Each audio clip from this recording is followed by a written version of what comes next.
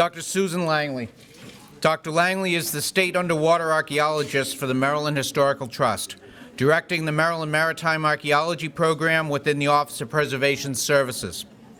She currently chairs and holds the archaeological research seat for the Monitor National Marine Sanctuaries Advisory Council and is co-chair of the Geographic Planning Work Group for Emergency Response Contingency Planning, which coordinates federal, state, regional, and local agencies. Dr. Langley has been an adjunct professor at several colleges and universities, including Johns Hopkins. She also taught marine archaeology in Thailand for the Southeast Asian Ministers of Education Organization. Dr. Langley is an active scuba instructor, lectures internationally on a broad range of subjects, including underwater archaeology, the culture of heritage lying beneath the waters of Chesapeake Bay, and the history of piracy. Please join me in welcoming Dr. Susan Langley.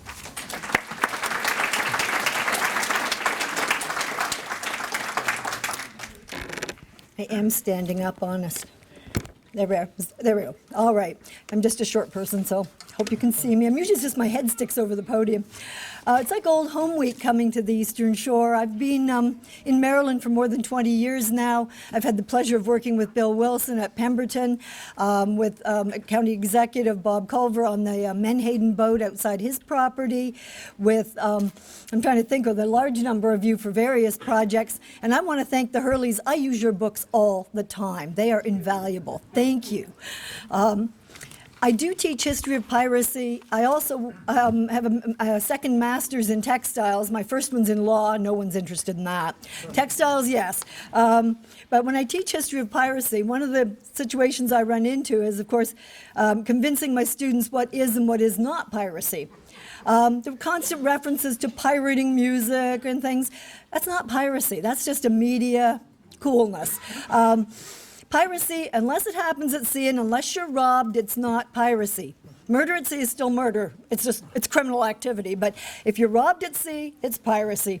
And piracy probably arose about 10 minutes after someone figured out how to put something on a boat and float it somewhere. So maybe it's the second oldest profession. And I thank you very much. I have a volunteer because the remote they gave me didn't work and they couldn't get it to, so if you don't mind, please. Most people these days, especially my students, when you say piracy, this is kind of what they think of. Others, if you don't mind, where the Admiral went, please. There we go. That may be what you think of. I know that was one of my mother's favorites, but I don't know where the Admiral went. I want him to put his foot up on something for us. Yes, Captain Morgan became Admiral Morgan and also became the Lieutenant Governor of Jamaica. He's a little bit more cleaned up than he used to be. But as far as what we think of as piracy, Blackbeard, he never really came up this way that we know of. There are stories of Blackbeard perhaps being up the Chesapeake as far as Chestertown. It's possible, can't substantiate it. Was he in Chincoteague? I think that's a little more likely, and they say that. We do have Colonel Cropper and Accokeek complaining about the pirates holed up on Hog Island and some of the other barrier islands, so they were in the area. But these are the famous, the sexy pirates, the ones my students want to hear about. That's not who I tell them about. Real pirates probably were mostly like muggers. A lot of them, they were looking for, quick cash. They were small potatoes. They were after, hooch, money. The robberies were very small in these areas. They did exist. But big-time piracy never really made it up the bay because originally, early on, the 16th, 17th, 18th century, mostly 17th and 18th, there was nothing to rob. Nobody was up here. By the time, they were down in Virginia, but by the time we had enough people up here to make it worth their while, 18th, 19th century, we also had a better Navy. So we never had the piracy in the Northern Bay that we see early on. So I'll cover a little bit of the Virginia waters. I'm sorry, but we have to do that. And I will talk about some of the folks who did make it up our way, please. First thing you have to know about piracy is that peace makes piracy. We don't have pirates during wartime. Everybody's got a job. And you see, wartime was pretty much most of the time.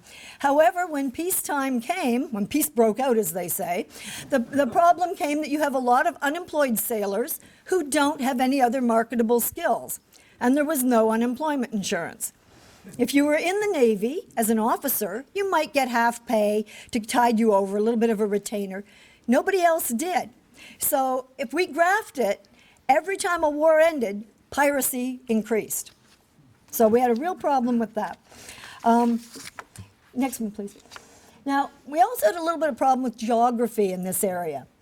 We have, kings drawing lines on maps, and sometimes they overlapped, and this could cause, a bit of difficulty. And as we know, Pennsylvania and Maryland were not always happy about the situation. Neither was Virginia. All our properties at points overlapped. Could I have the next one? It got even more convoluted as time went on, with overlapping jurisdictions and claims and problems. Next one, please. So, and one more. So I want to talk about one of our neighbors and part-time resident for a while, William Claiborne, a wealthy planter and trader, major figure in politics of Virginia, but he also owned properties on Kent Island, what is now Kent Island, and also up at the mouth of the Susquehanna. And he was probably the first legitimate instance of piracy occurred with regard to Claiborne. And of course, it's now Garrett Island. It was Palmer Island, where he had a trading post. Now, next one, please. Actually, so we're up at the top of the bay. There's Kent Island, and one more, please. There we are up at Garrett Island or Palmer Island. And he, in fact, Claiborne seized a vessel that belonged to the Calverts when it was in the area, because he felt they were intruding on his trading with the Susquehanna, and thereby committed the first piracy on the Chesapeake Bay. Now, if you're from Virginia, you might beg to differ, but we're in Maryland, and he's a pirate. Next one, please. So what then happened, of course, we have to have a little bit of quid pro quo. When he brought his vessels down to the western shore in 1635, his vessel was seized by the Calverts when he came to the western shore. So now we've got tit for tat a little bit. The next one, please. Now, this one doesn't do justice. Bill Wilson does a much better lecture, but just to let you know, this is on the Pocomoke Sound.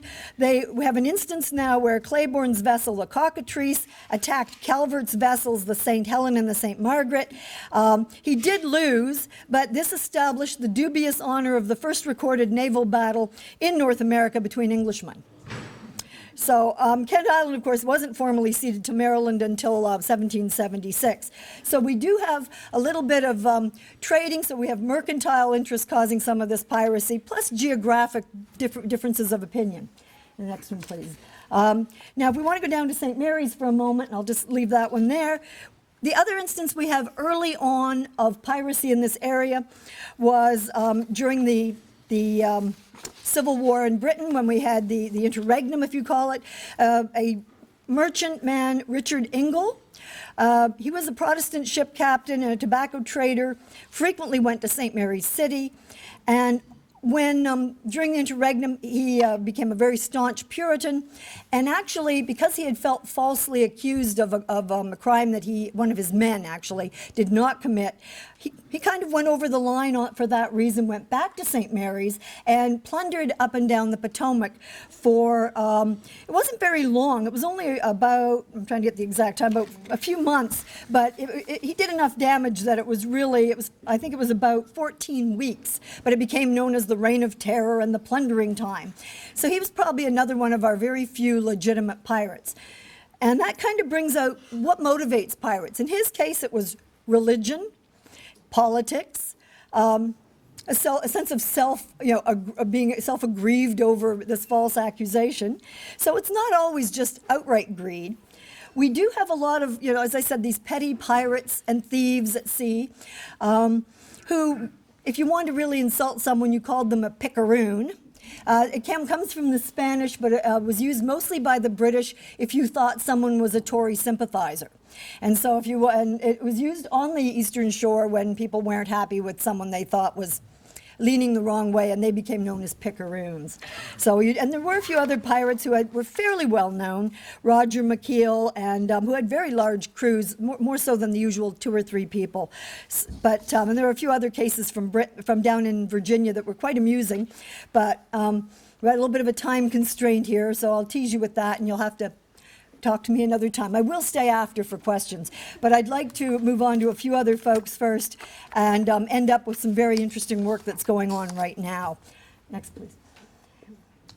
One of the places we do have a few pirates that stay in, it's very small now. I couldn't find an old map, Watts Island in the southern Chesapeake. And a lot of the bigger named, if you want to call them that, if you have celebrity pirates, did come up to this area from the Caribbean. There was a time when several shiploads thought they were going to retire here and become farmers. It lasted until the next ship showed up and they said, no, we're done with this. Back down. And I'm going to talk about 2 of them briefly, but first we need to talk a little bit about the Caribbean. Please. There's Watts Island. Okay, next one, please. All right. When someone talks to you about the Spanish Main, how many of you think they mean the water? I always did, the bounding main. No, it's the land. It means the mainland. When Spain conquered the New World, if you will, they weren't referring to the islands. The Spanish Main was the mainland. But originally, they did land on the islands, but as soon as they found out there was mainland in there with possible gold, they moved, and what they did was, next please, they left all their cattle and pigs on the islands to run feral for a number of reasons. Same reasons they did on the barrier islands. You don't need a fence. And that's your last stop before you head across the ocean. Get your fresh meat, get your fresh water. And so they just let them run amok out there, which was, fine for everyone, except you started to get people who moved out there to live on them. And these folks, as I said, what motivates a pirate? Maybe it's greed. Some of these folks were adventurers. They might have been escaping politics or religion. Maybe they were escaping a criminal past, slavery. They might have been military deserters. Maybe they found their family life or gave them limited economic options. Just survivalists, adventurers. Well, these fellows moved out there and they started to hunt these animals. Next, please. And they would dry the meat and clean the hides and make a little business of selling them to passing ships. Well, the little grills and things that they would dry the meat on were called bouquins en français, in French. And so people who tended bouquins are boucaniers, who became the buccaneers. And these guys, in addition to trading hides, every now and then would want a little bit of money. They might actually take the ship and go a-pirating for a bit. Well, needless to say, Spain was not enamored of this idea, and so they said, well, we'll solve that. They went out and killed all the hogs and cattle and said, there. Well, now you've given them only one lifestyle, haven't you? They're not hunting anymore. Now they're full-time pirates. So, actually, I exaggerated a little bit. They weren't full-time pirates. A lot of them, during hurricane season, what happens? All the ships go home. So you're left out there, and you either have to move, and some of them did to Madagascar, another tale for another day, but other ones went to the Spanish Main, went to the mainland, and they, harvested logwood. Logwood was one of the few ways you could make a nice red or purple dye without going to cochineal or madder or anything. And they would harvest logwood, mostly illegally, it wasn't theirs, and sell that off. So they were a little bit of lumberjacking, and when the ships came back, they went back to piracy. Next one, please. It's still used, but not as much. We've got synthetic dyes now. It used to be used to stain laboratory slides. Next one. Yes, please. So, of course, what happened is these men were all, they couldn't stay. A few of them stayed on some of the islands. Some of them, if you remember your history, were invited by the British to move to Port Royal to help stave off other pirates who were living on Tortuga. And this caused all kinds of their own problems. But I won't go on into all of those. You can go to the next one. I took Port Royal out. All right, because we aren't going to talk about that today. But I did want to mention 2 particular pirates, because they did spend time in the Chesapeake, both of them. This fellow, William Dampier. If you've been to the British Museum, until 1994, the sign by his portrait said, circumnavigator and pirate. Now it says, he was sanitized about 94, and it now says circumnavigator and hydrographer explorer or something like this. As he's been tidied up for polite society. He was an amazing man. He came to the Caribbean as a clerk on a Jamaican plantation. He didn't like it. He did do a little logwooding, and he sort of took to the buccaneer life. But he was literate, and he wrote several books, most of which are available now. You can buy them in repro. And he was a wonderful cartographer. And he, of course, when you go back to polite society to write your books, you can't say I was a buccaneer. You'd be hung. So it was like, oh, I was forced into it. Nobody was ever really forced into being a pirate. Most of them joined voluntarily. The only people ever forced into it were if you were a navigator or a sea artist, because you were very valuable. And a few of the most famous pirates started out as kidnapped navigators who kind of took to the life. And that, again, a teetotaling, Bible-reading butcher who was the most successful pirate ever, Black Bart. But anyway, so Dampier actually did make 3 circumnavigations long before anyone else. And can we go on for a moment? He did draft the area. He lost his collections many times, but he managed to always save his maps. And he was an amazingly good cartographer. He did experiments for his friend Mr. Humboldt on currents and brought the information back. He studied the people. Another one, please. He met the Aborigines and charted the coasts of Australia. Keep going. And in fact, he was sent back there to keep charting it. He also went on one exploratory voyage. He was a terrible captain. Several times he captained vessels. He got court-martialed. He wasn't a very good captain. He was a great cartographer, wasn't meant to be in charge. The men hated him. He had to sleep with a gun under his pillow. A couple times he got left behind in places. Yeah, not of his own volition. He also ties in with Robinson Crusoe, but that's another day. Next one, please. But he had a clerk draft up these animals. He introduced all kinds of words to the English language, 30 or 40, including iguana, tattoo, barbecue, and a few others. You can see some of his maps, some of his drawings. They're not too bad. You can recognize an iguana, can't you? No, they're not too bad at all. Breadfruit, it was he who put it into Bligh's head about going to get breadfruit for the slave trade. Next ones, please. Some of the other maps and critters. He was on, I'll tell you a little bit, he was on the vessel that actually left Alexander Selkirk, i.e. Robinson Crusoe, behind, and he was on the ship 4 years later that picked him up. He wasn't in charge on the second one. He was with Woodes Rogers. So, brilliant man. He brought back, natives to visit North America. As I say, he wrote 3 books.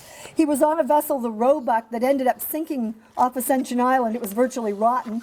The University of Australia found it not too long ago and identified it by his exotic collections that were lost because they shouldn't have been there. So they were able to find out exactly where the Roebuck went down. So very interesting chap. He's worth a whole lecture on his own if you're ever in my classes. So William Dampier, anthropologist, hydrographer. His maps were the ones that Captain Cook used when he went on his famous voyages. And those of you in the Navy, into World War II, the American Navy used Captain Cook's maps. So they were really using this Buccaneers maps from back in the 17th century until they were properly recharted during World War II. All right, next one, please. I don't have a portrait of our next person. Lionel Wafer, or Dilla Wafer, he used sometimes. He was a surgeon, so another literate person who kept records and who wrote books. He was injured while they were crossing the Darien, which is actually part of Panama, the Panama Strip, and left behind because he couldn't keep up with 3 or 4 other men. They figured they would be killed by the Kuna Indians, not the ones who live on the San Blas Archipelago, if you've been there. This are where the Embera people are now. But he was left behind. They thought he'd be a goner. Well, he actually made nice with them and stayed with them for several months. Next one, please. And drew pictures, kept records. He became the anthropologist surgeon pirate. And kind of went native. When he went back, he finally made a deal with the Chief de Leve to go get him some hunting dogs. The chief loved European hunting dogs. And he went back and he actually got onto his own ship with the long beard and the local clothes. And his own men didn't know them until someone twigged he had blue eyes and recognized who he was. And he did come back. They were both up at different times. They were old chums. They knew each other. And they actually met up on Watts Island. And it was Dampier was there to settle down when De La Wafer showed up and talked him into coming back to the life down in the Caribbean. So they went back to sea. Then Wafer decided he was going to retire, and he went to Philadelphia, had forged papers, came through Philadelphia, tried to get legitimized, came down Maryland, was heading for Lynnhaven Bay with two other fellows who were rather well known, and a slave. And they were picked up and had far too much Spanish coin on them to be not suspect. And they all had very consistent story until the slave outed them. Now, let's see, you got to be nice to your people. He wasn't, they said, nope, they turned them in, and they said they were arrested there. They spent several years in jail in Jamestown. And instead of being, they had a good lawyer. It was a clergyman who kept arguing, so they weren't hung. And they finally were sent to Europe to prison in England. And they managed, one of the very few pirates who managed to buy their way out of jail. They turned over their loot, most of it. They got to keep a little bit, strangely enough. Very good clergyman for an attorney. And they were released with the provision that they give the money to the colonies for the founding of an institute of higher learning. We have the next one, please. And the interesting thing was, one more, please. I used to talk about this, and I would get Daughters of the Confederacy so mad at me. They were denying this. How dare you say that William and Mary was founded by pirates? Now it's on their website. We think that one or two of the buildings that founded William and Mary were the ones funded by Wafer's ill-gotten gains. Sadly, in both their cases, in their journals, neither of them discuss the area. Dampier says, thought to settle down, but, decided against it. We figure he got into trouble somewhere. Wafer just said, thought to settle down in Virginia, but it didn't work out. Really wanted to know all about their court case and what happened, but of course that would have been admitting piracy, so they sort of left that out of their journals, the part I wanted most. So, bit of a disappointment there. Next one, please. Just as a passing remark, of course, piracy was rampant on the north coast, or rather, I have to talk about privateers here, on the north coast of Africa, the Barbary coast, and of course the infant United States was no longer protected by the British Navy and had to go over and defend any of its merchants in the area, and so was involved several times in battling the Barbary corsairs. Corsairs means cruisers. They were actually privateers for the Muslim Sultanate. And there were pirates on the other side too. The Knights of Malta were not saints. They were out, anyone they caught, they sold into slavery in Italy. So, Knights of Malta were not what you would think. But in any case, during these adventures of the fledgling American Navy, because Jefferson would not pay tribute, he sent the Navy over. A number of individuals, Stephen Decatur's brother in one case, was actually killed. And for the 6 officers who died, the men took up a collection and created the first, we have the next one, created the first military monument for the United States. Keep going, please. And it was Decatur and the burning of the Philadelphia in 1803. Next one, please. They developed the Tripoli Monument. It stood in Washington for a number of years. It's around 1806-07. It's now on the grounds of the Naval Academy and been recently restored.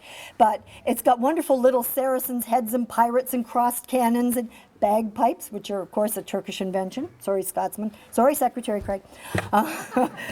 They did come from there. But we do have this wonderful monument that deals with, dealing with the piracy or corsairs off North Africa. They managed to put down piracy in that area by about 1830. But coming back to North America, please. Oh, Tripoli, one more. We want to talk about privateering. What is a privateer? Basically a legal pirate, if you're the person carrying the letter of marque. If you're the person on the boat who receives their attentions, you just think they're pirates. It really doesn't matter. You're losing your boat. It doesn't matter if they have paper or not. Privateers could carry a letter of reprisal, a letter of marque, or a letter of marque and reprisal. That's what you really wanted. Reprisal meant you had been wrongly done by an enemy or an enemy's pirate or privateer. You could go back and seek vengeance up to the amount you lost. Now, who keeps track of that? I think people achieved that goal several times over. Yeah, I would not admit it. A letter of marque meant you were like freelance Navy. You had a right to go out and capture anything you could that would harm your enemy's economy. But you had to bring it back, turn it into a claims court, the person who sponsored you, the government, if you weren't the owner of your ship, plus it would take their cut. Then you got yours to divvy with your men. So how much of it got divvied before it made it to prize court? That's up for debate. There's a lot of discussion on that.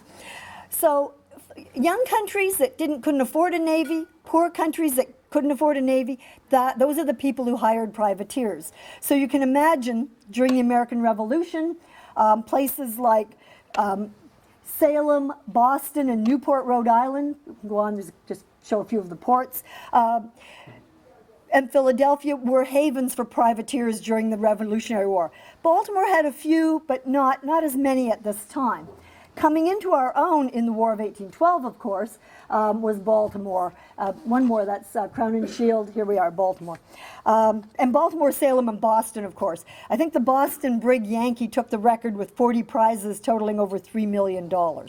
So privateers were very much useful in the Revolution, or in the War of 1812. Next one, please. Now, and one more. Here we are. That was Charleston. Charleston also came into its own during the War of 1812. I've got Commodore Barney here, and we all know and love Joshua Barney as our war hero of 1812.